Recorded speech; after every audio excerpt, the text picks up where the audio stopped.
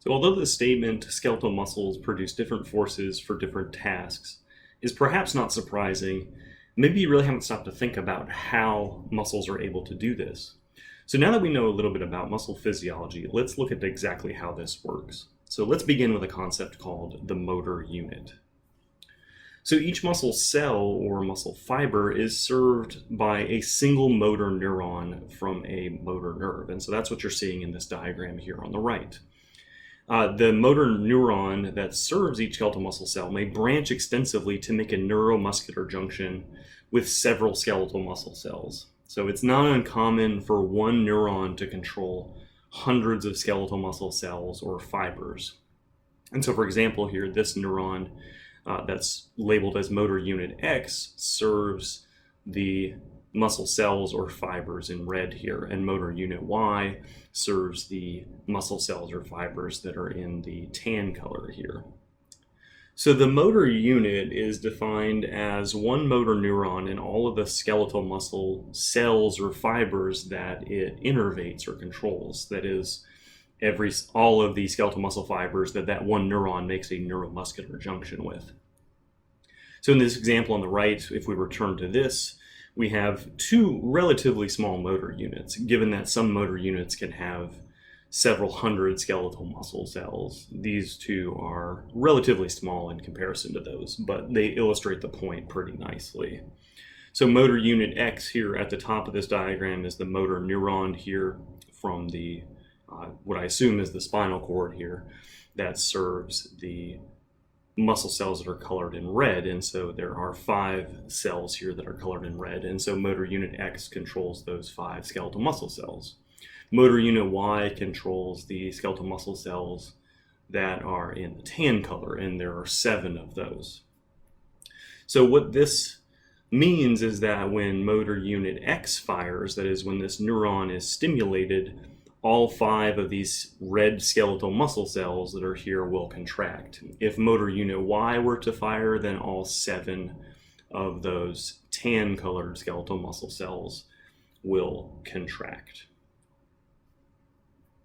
So what I want to illustrate here is that the more muscle cells that contract during a particular stimulus, the stronger the force or the tension that muscle will produce. So if we look at this graph here, above we see the figure of the motor units that I just showed you in the previous slide. Below that, what we have is a graph showing the tension or the amount of force produced by those motor units when stimulated. So in this graph, the higher the tension, that means the higher the force that this particular contraction is producing.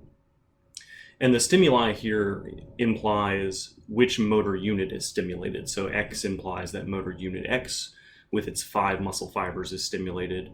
Motor unit Y is implying that motor unit Y is stimulated and its 7 muscle fibers contract. And then we also have the combination of the two. So if both motor units X and Y contract, the amount of force produced will be significantly higher.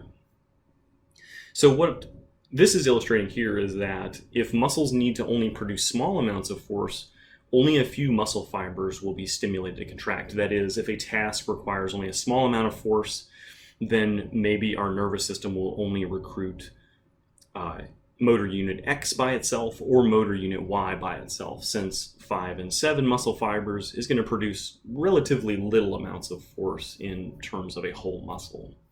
So when we talk about small amounts of force, think about picking up things like pens, so say you were to pick up a pen to write a note, then only small motor units would be stimulated to contract to fulfill that task.